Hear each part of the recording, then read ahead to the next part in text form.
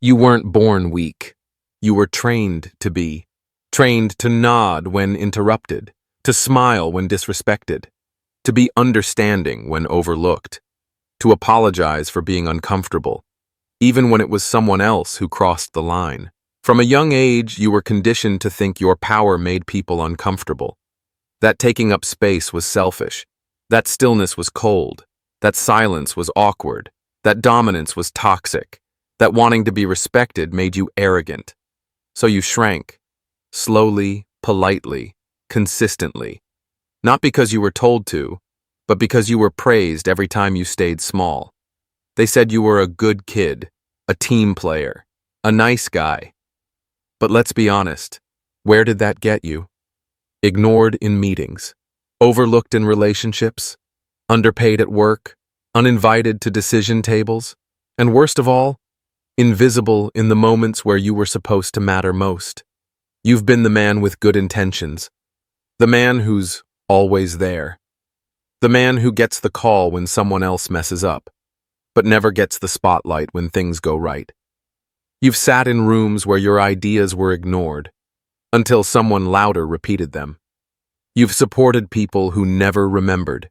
You've explained yourself over and over to people who had already decided to misunderstand you, and now you wonder why they respect the cold one, the confident one, the one who barely tries, but gets it all.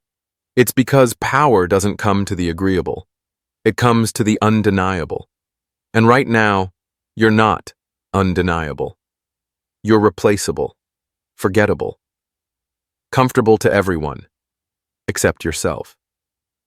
Because deep down, you know you're not weak. You're just untrained. You see, the world doesn't respond to effort. It responds to architecture.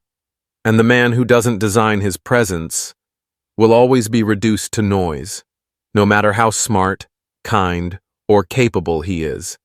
This is where most men lose the game, silently. Not in war, but in rooms. The boardroom, the bedroom, the group chat, the negotiation table, the date, the office, the family dinner.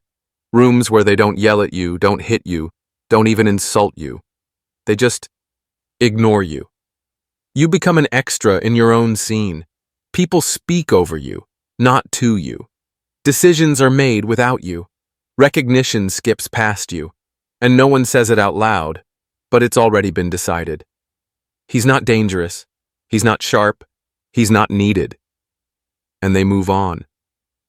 But here's what no one told you. You weren't born without presence. You just never built it.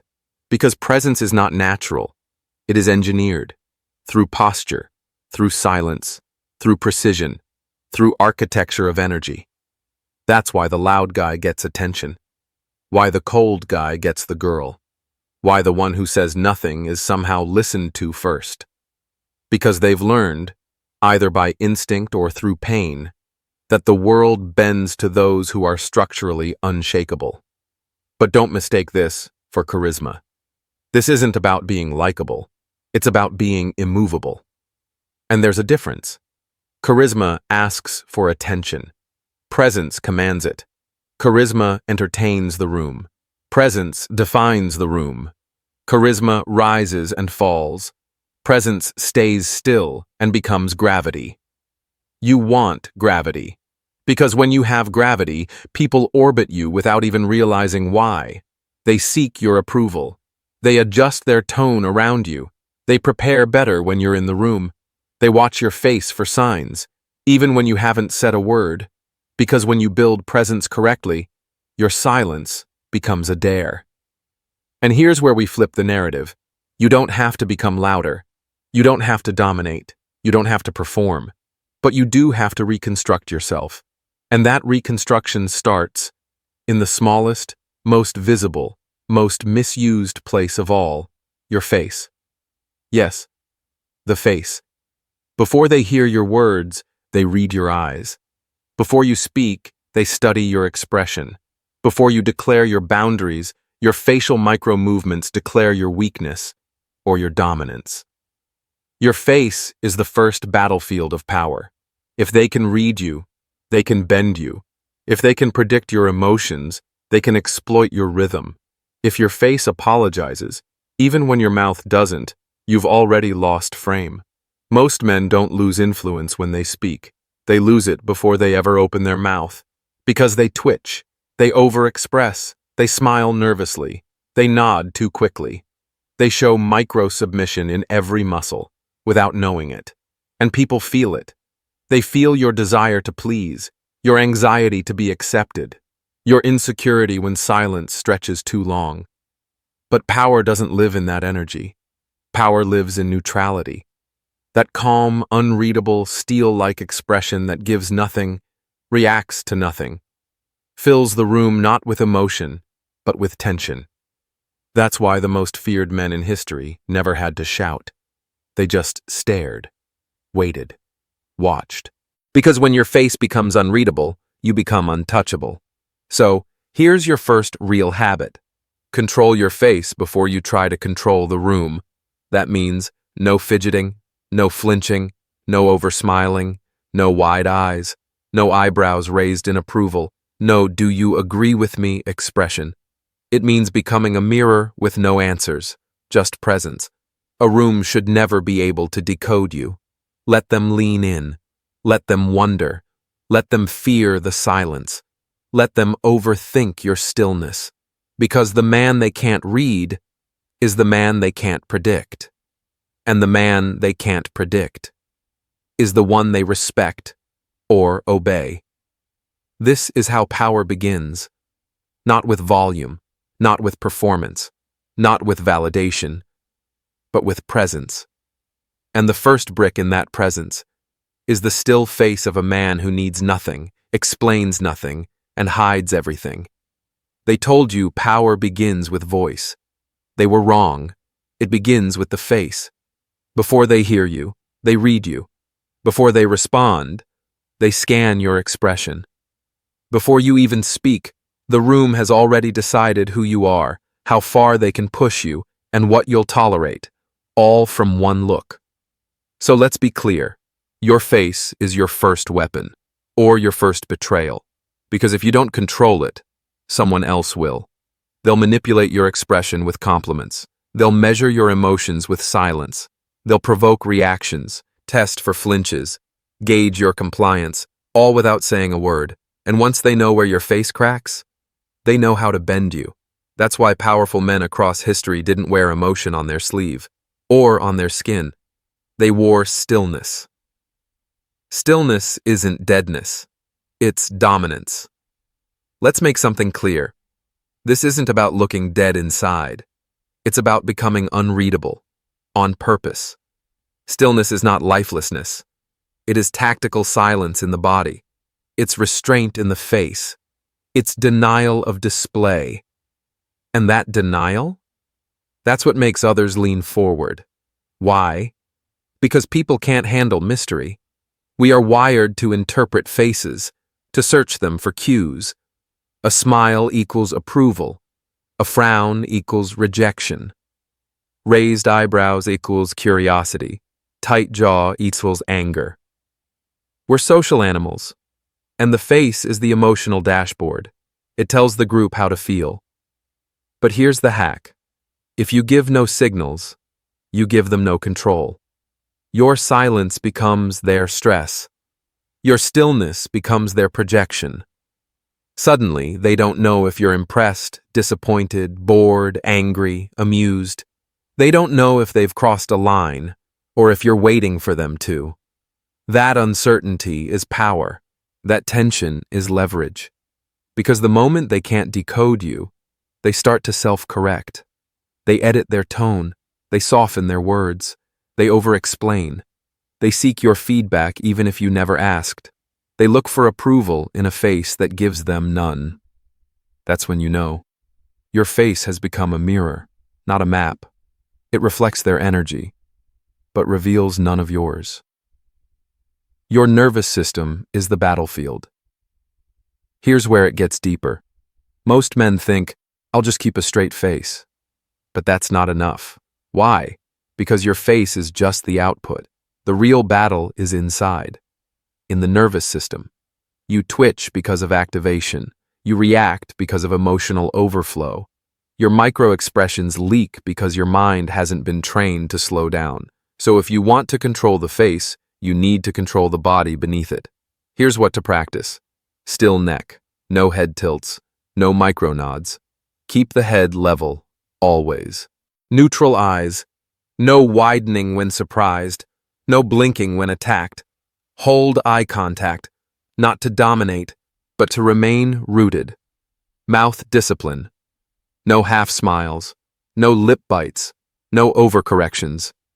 Just breathe through your nose, hold your jaw in neutral. Breathing equals baseline. The more tension, the slower you breathe.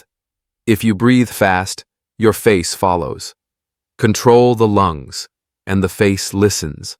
Freeze in heat. When insulted, when tested, when surprised, pause.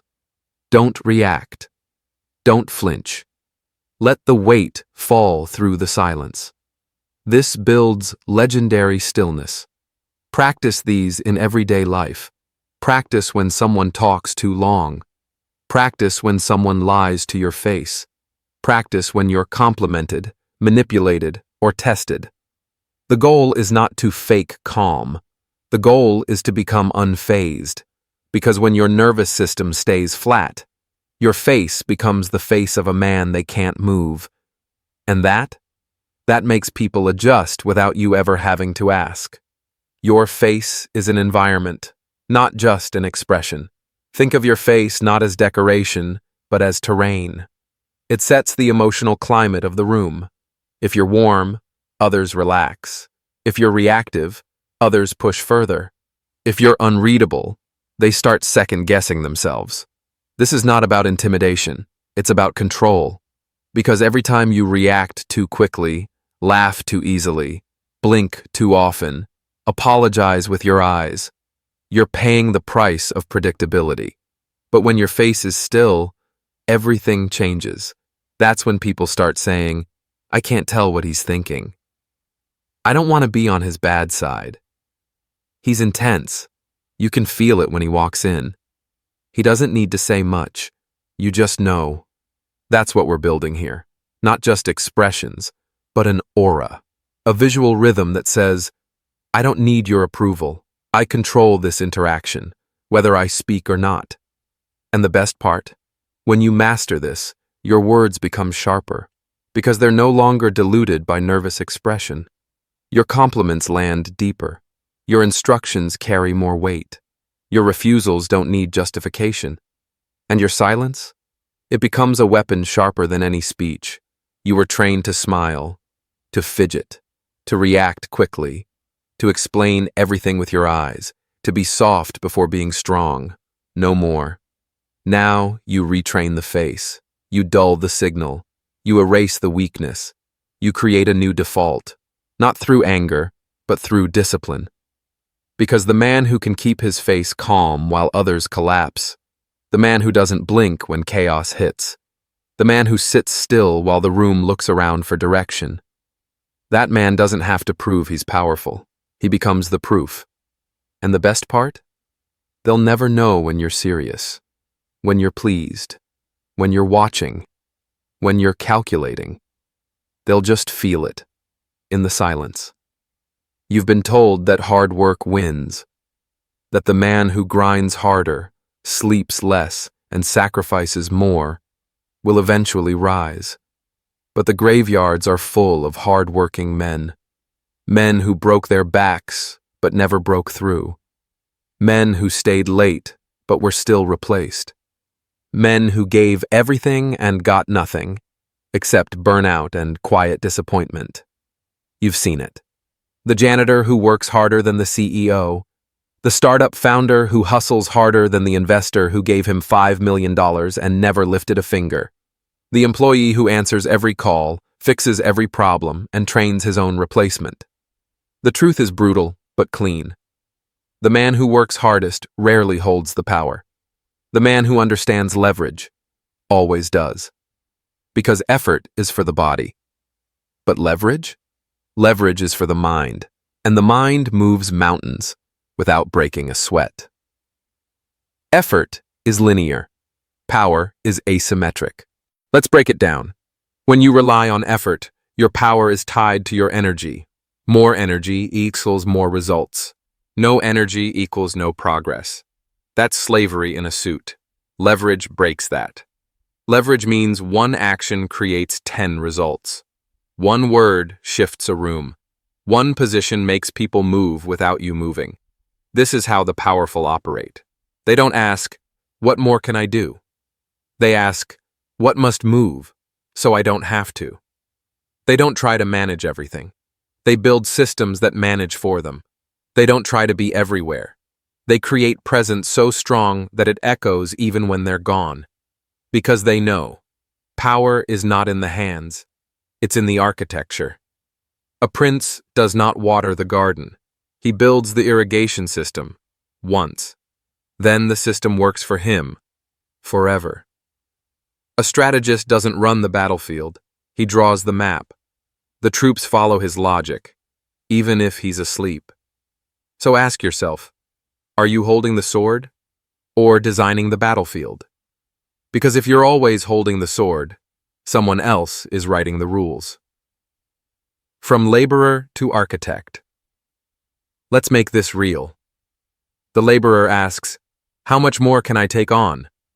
The architect asks, "What can I eliminate and still win?" The laborer says, "I need more hours in the day." The architect says, "I need fewer decisions, but ones that scale." The laborer apologizes for not doing enough. The architect builds leverage so strong that others apologize for wasting his time. And this isn't theory. It's design. Start here. One decision per day that removes 10 other ones. One conversation per week that aligns 5 others without needing to repeat.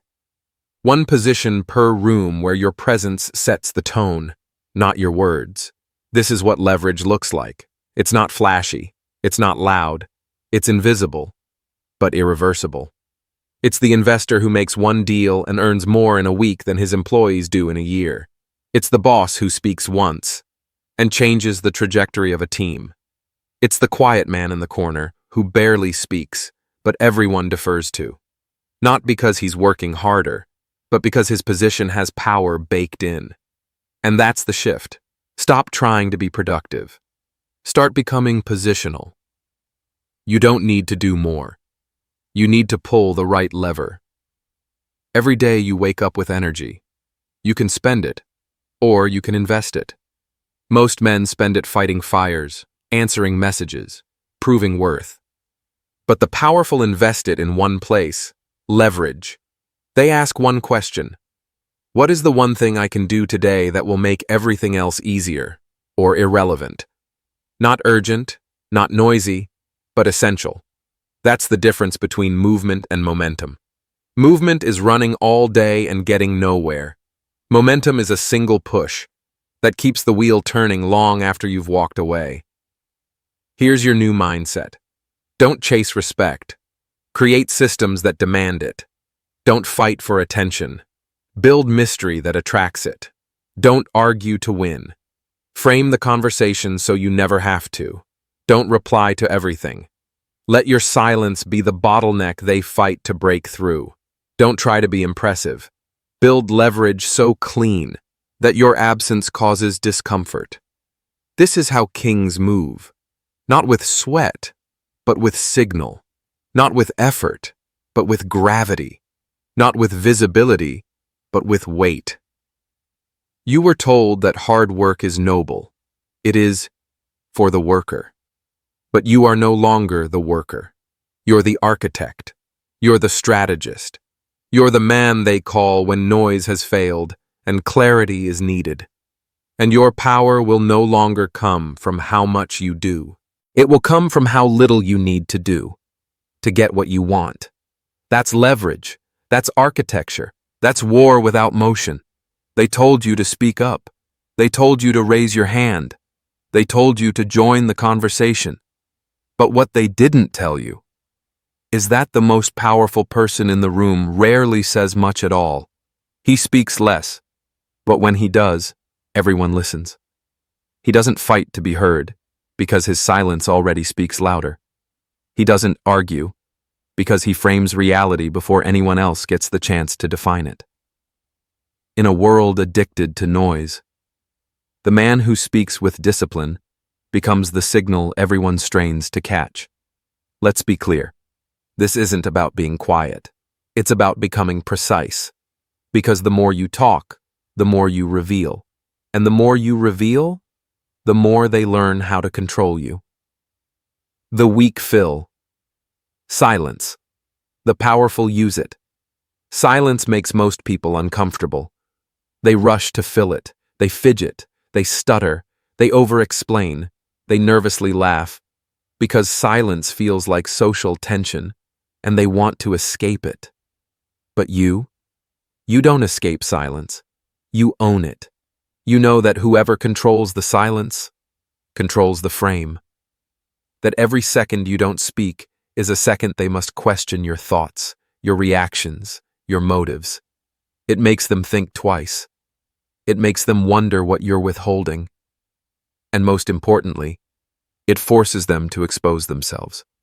Because people can't stand the unknown, so they'll talk more. They'll reveal more. They'll fill the gaps with their insecurities. And you say nothing, but now you know everything. Here's the shift. Don't rush to respond. Let them unravel. Don't over-explain. Let the silence speak for you. Don't reveal your frame. Let them project theirs onto you, and then use it. This is what true communicative power looks like. Presence over persuasion. Observation over interruption. Silence over scattered speech. The observer controls the game. In every interaction, there's always someone watching and someone being watched. The watched man performs. The watching man collects data. The watched man reacts.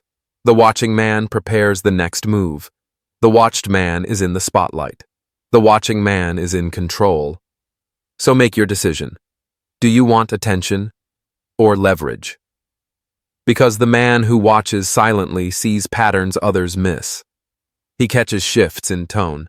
He notices hesitation in eyes. He reads the micro-expressions people try to hide.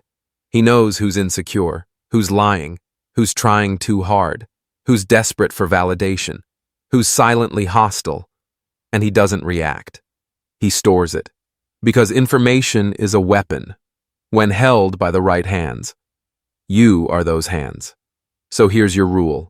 Say little, watch much, control everything, speak like a weapon, not a waterfall. Now, let's talk about speech. When you do speak, it must land like steel, not float like fluff. Most men fill their sentences with softness. I think maybe it's kind of like they apologize with their tone. They seek agreement before they finish the point. They dilute their message and wonder why no one takes them seriously. Cut that. Here's what you do instead. Remove all qualifiers. No just, I think, or kind of. Speak in frames. Don't argue. Define. Instead of I disagree, say, that's not the real issue here. Use tight phrasing. No wandering. One sentence, each soul's one direction. End with certainty, not question marks. You're not asking permission to be right. And when someone challenges you, don't raise your voice. Don't rush to defend. Instead, slow down. Lower your volume. Sharpen your tone. Make the room quieter, not louder, because power doesn't yell. It calibrates. And when your words are sharp, rare, and calculated, they cut deeper than any speech made out of insecurity. People will say, he doesn't talk much, but when he does, it shifts the room. She chooses her words like weapons. You never forget what he says, even when it's just 2 words. And that's the point. You don't need 50 words to prove intelligence. You need 5 words that frame the entire room. So let's tie it all together. From now on, you're not just a man with ideas. You're a man with presence. And presence doesn't speak to be heard. It speaks to shift reality. Your silence will expose others. Your stillness will create tension. Your speech will carry weight because it's rare. And your eyes? They'll become the place where lesser men unravel. In a world addicted to voice, you become the one who watches, not the one who performs. Because you've seen it now. The loudest man rarely wins. The sharpest observer always does. It's not what you've done that makes them afraid. It's what they think you might do. If they ever cross the line. That's the essence of power. Uncertainty. Mystery. The unknown capacity for destruction. Because once people figure you out, they stop fearing you. But when they're unsure, they stay alert. They hesitate. They whisper instead of test. And that hesitation is where dominance begins. Never show your full hand. If you always respond, always explain, always react, they measure you. They say, he'll get upset, but he'll calm down. He talks tough, but he won't do anything. She'll argue, but she never leaves. That predictability, it kills presence. So change the script. Sometimes you don't reply. Sometimes you don't correct them. Sometimes you disappear, without explanation. Let people wonder. Let them imagine what would happen if you ever snapped. What you're truly capable of. What line they shouldn't cross, even if you never said where it is. Strategic silence eats all psychological pressure. Mystery is tension. Tension creates pressure. Pressure makes people behave. They say, don't cross him, he didn't say anything. But something about his silence felt like a warning. And that's the goal. You don't win by telling people what you can do. You win when they tell themselves stories that are scarier than anything you'd say. Because what's unknown is always more powerful than what's been proven. From now on, don't just act. Withhold, confuse, vanish, reappear with precision. Let them respect what they don't understand. Let fear grow in silence. Let your absence create more tension than your presence ever could. If they can touch you any time, they'll never value you. But if access is rare, presence becomes power. Scarcity builds value. The more available you are, the less they respect you. Always replying, you're forgettable. Always showing up, you're replaceable. Always reachable, you're common. You don't want to be common. You want to be costly. When access to you feels earned, people treat you like a resource, not a background character. Master one thing. No one else can. Being rare isn't enough. You must also be irreplaceable. That means own a unique skill. Control a result others depend on. Occupy a role they can't fill. Be the one who solves what no one else sees. Then disappear. And when they try to move on without you, let the silence remind them what's missing. Design. Access like a gate, not an open door. Stop giving your time away. Start licensing it. Every call is optional. Every meeting is expensive. Every reply is earned. If they expect instant access, disappoint them. If they expect favors, pause them. Let people fight for your attention, because the second your presence becomes a privilege, you stop being tested and start being protected. The people who betray you usually smiled before they struck. Loyalty is conditional, not because they are bad, but because circumstances change. Ambition grows, temptation knocks, pressure reveals what praise hides. Blind trust is a setup. If you need loyalty to feel safe, you've already lost. Today's ally can be tomorrow's threat. A loyal face now can be a rival when power shifts, and the one who flatters you the most is often the first to fold. Don't react late. Detect early. Scan for microsigns. You don't need to be paranoid. You need to be observant. Look for delayed responses. Half-truths. New alliances they don't mention. Excuses instead of action. Tone shifts no one else notices. And when you see it, don't confront, don't warn, just prepare. Exit before the knife is drawn. The wise don't wait to bleed. They reinforce quietly, exit strategically, or destroy preemptively. Because in power, there is no fair warning. There's only, I saw it coming, and I was already gone. The weak react fast. The powerful pause, then end it in one move. Most people respond instantly. Out of ego. They defend, they explain, they overreact, and lose control. You don't. You don't swing at every jab. You absorb. You observe. You wait. Until one cold, final strike ends the game. Stillness builds pressure. Power isn't in the punch. It's in the pause. Silence after insult equals tension. Calm after betrayal equals fear. Stillness during chaos equals dominance. Let them waste energy. Let them show their cards. You wait until they're exposed and tired.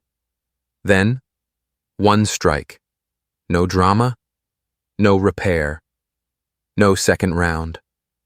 When you strike, make it unforgettable. Your response isn't loud, it's permanent. A connection cut, an opportunity revoked, a door closed. For good, no warning, no second chances, just consequence. And once they learn what happens when they test you, they'll warn others for you. He who defines the context never needs to win the argument. Power isn't just about action. It's about perception. You don't have to be right. You just have to define what right means. And the first person to do that controls everything. Don't compete in their frame. Rewrite it. When someone challenges you, don't debate. Instead, reframe. That's not the real issue. Let's talk about what actually works. This isn't about blame. It's about results. Now you're no longer playing defense. You've changed the field they're standing on. Your body speaks the frame before your mouth. Does. Even when silent, you can lead the room. Eye contact. Steady, not aggressive. Movement. Slow, deliberate. Posture. Relaxed, but immovable. Stillness. More commanding than volume. When you don't flinch, they shift. When you speak slowly, they listen faster. When you act like you belong, they follow without asking why. What people don't see builds your power. What they do see builds your myth. The weak need applause. The powerful? They don't post the plan.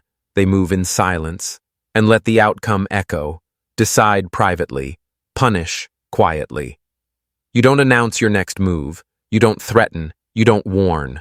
Cut someone off? Do it clean. End an alliance. No speech, just absence. Handle betrayal? Quiet consequence. No noise. Let the silence do the talking. Praise loudly. It buys loyalty. But when you reward someone, do it where others can see. A word of recognition in front of others. A visible gesture of favor. A story shared that lifts someone's status. It costs you little, but it buys years of obedience. Because public praise makes people feel chosen, and they'll protect that feeling with everything they have. Don't announce the upgrade. Let them choke on the silence when they realize you're no longer who they knew. Most people talk about change. They broadcast it, post it, seek applause for it. The powerful don't. They evolve like shadows shifting at dusk. No noise, no warning. Kill the old you without telling anyone. No new version speech, no seeking validation. Just sharpen, reinvent, appear different when it matters. Let them prepare for the old you and fail when facing your upgrade. Let your results be the reveal. No need to explain your transformation. Just show up sharper, speak less, win faster, intimidate by presence alone. They'll ask, what happened to him? And the answer will live in your silence. The most dangerous men don't walk into a room and speak power. They enter, and the room changes on its own. This is the final level. You don't perform power, you become it. Not by posture alone, but by presence that warps the energy around you. You are no longer a person. You are a signal. You move slower than the room. You say less than expected. You don't rush, flinch, or overexpress. You hold silence like a weapon. People feel it. Even if they don't understand it. Even if they don't like it. They adjust anyway. Make others qualify to stay close. You are now a rare force, not tap water. Control your time like royalty. Make them earn your trust. Give presence in doses, not excess. When they sense they could lose access, they behave better. They self-correct. They protect the connection without being told. Because now, you are no longer just powerful. You are necessary. Don't share this video. Don't comment. Don't explain what you've learned. Let them feel the difference when you enter the room and say nothing. From this moment forward, don't try to be respected. Don't chase power. Don't seek permission to shift. You've seen the architecture. You've studied the silence. You've internalized the weapons. Now become the man who never asks again, because he already is the answer. Walk like a ghost with gravity. Speak like every word costs blood. And live as if every move will be remembered, even if no one sees it coming. Because from now on, you don't play power. You are power. This isn't motivation. This is transformation. Subscribe for more faceless, deep psychology videos every week. Become the atmosphere, not the noise.